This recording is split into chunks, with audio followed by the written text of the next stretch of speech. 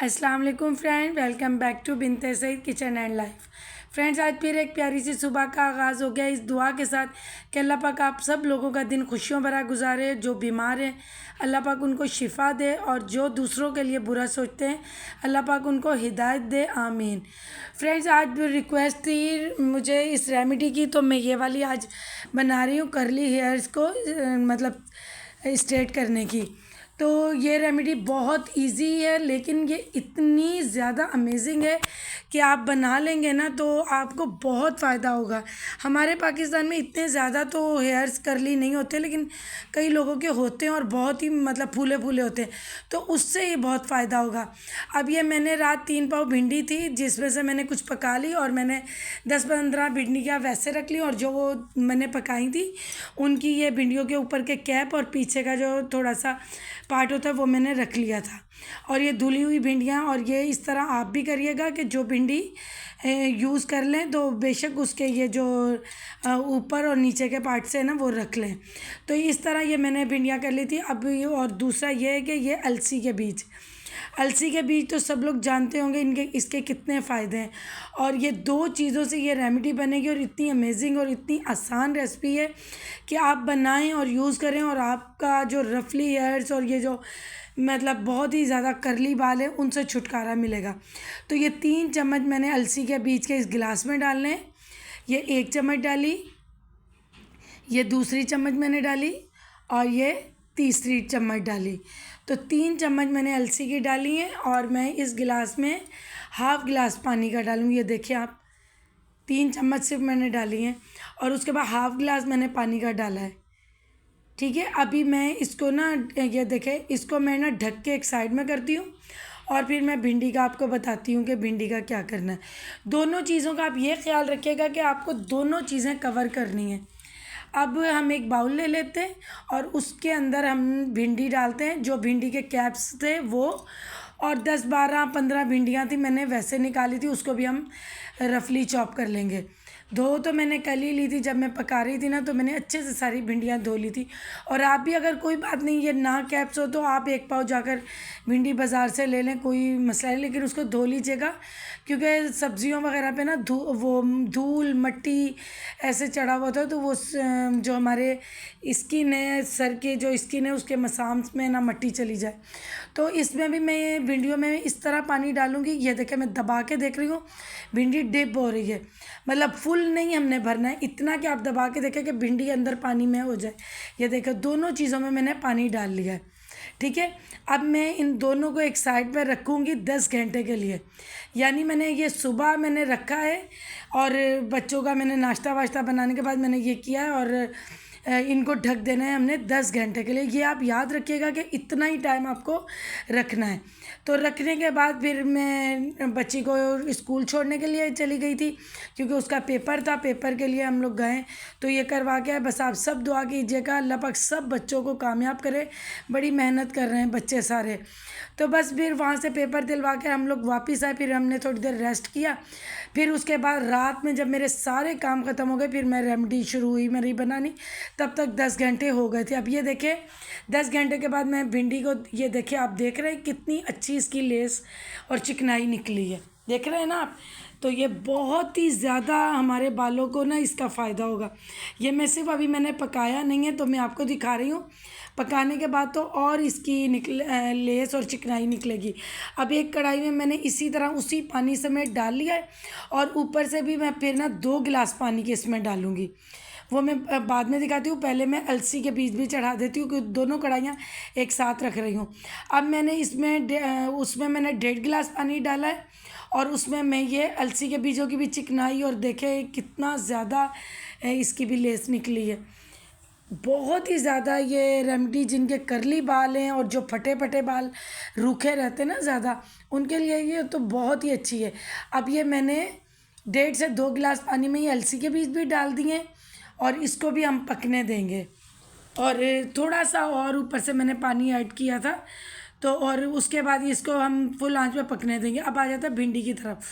अब भिंडी में भी मैंने थोड़ा सा पानी और ऐड किया था, मतलब आप लोग भी इसमें जैसे 2 गिलास के करीब और आप पानी ऐड कर लें।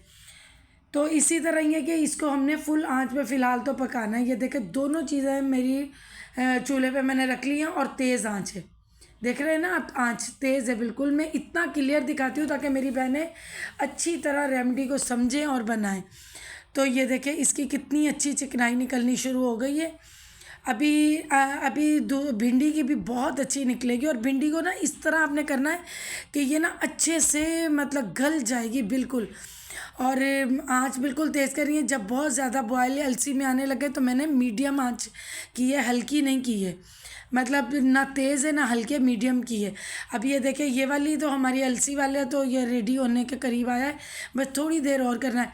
देखिए आप मेरी सिस्टर कोई भी बना रही हो या मेरी बेटियां बना रही हो तो आप ये आधे ही घंटे हमने ये चीज़ पकानी है। तो आप इसके करीब ही चूल्हे के खड़े रहें, क्योंकि हम इधर उधर हो जाते हैं ना तो रेमेडी का वो असर रहता ही नहीं। कोई तो बॉयल हो जाती है, कोई ज़्यादा सूख जाती है। इस तरह मैं जब भी कोई रेमेडी बनाऊँ या कोई रेसिपी बनाऊँ तो मैं किचन से नहीं निकलती हूँ, इसीलिए तो हर चीज़ अच्छी बनती है। अब ये देखिए अलसी हमारी बिल्कुल रेडी हो गई है।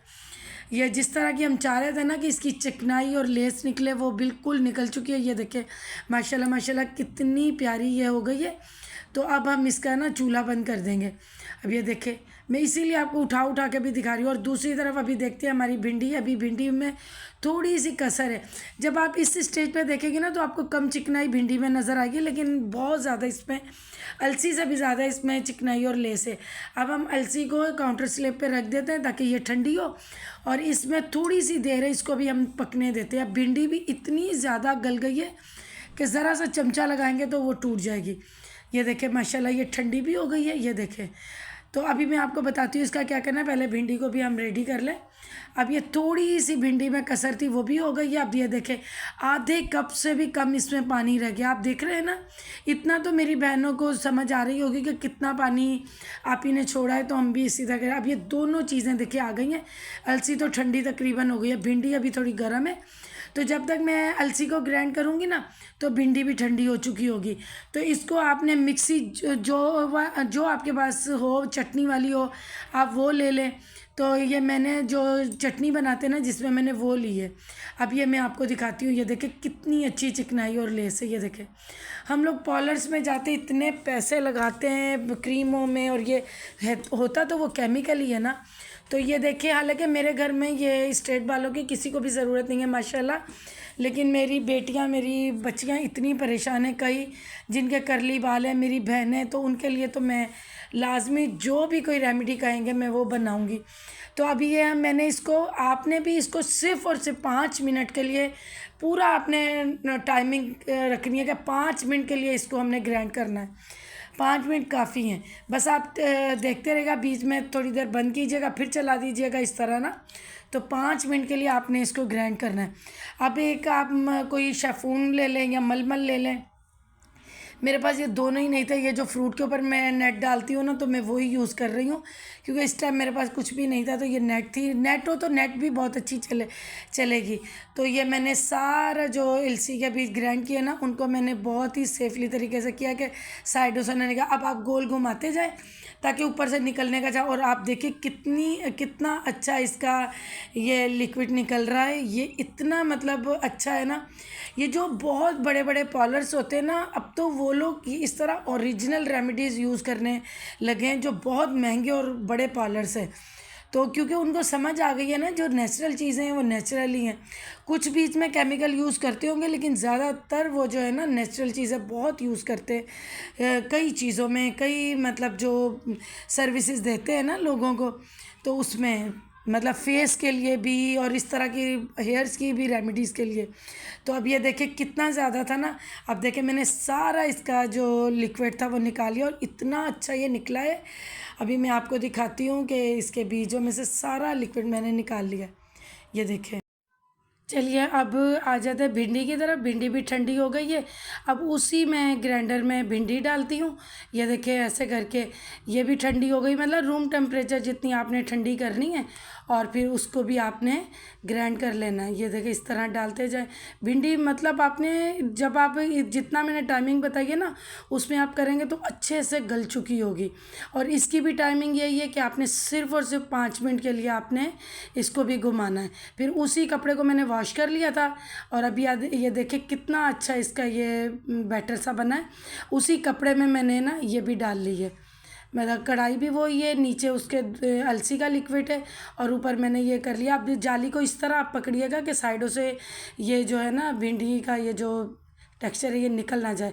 बस आप गोल गोल घुमाते जाएं, ये ऊपर से भी कवर हो जाएगा। और ये देखिए कितनी अच्छी इसकी ये लेस और चिकनाई निकल रही है। यही आपके बालों के लिए बहुत ही ज़्यादा अमेजिंग है। और जिनके फटे फटे बाल हैं वो बच्चियाँ भी यूज़ कर सकती हैं, और जिनके करली बाल हैं उनके लिए तो ये है ही उनके लिए रेमेडी ना, तो ये बहुत अच्छी है।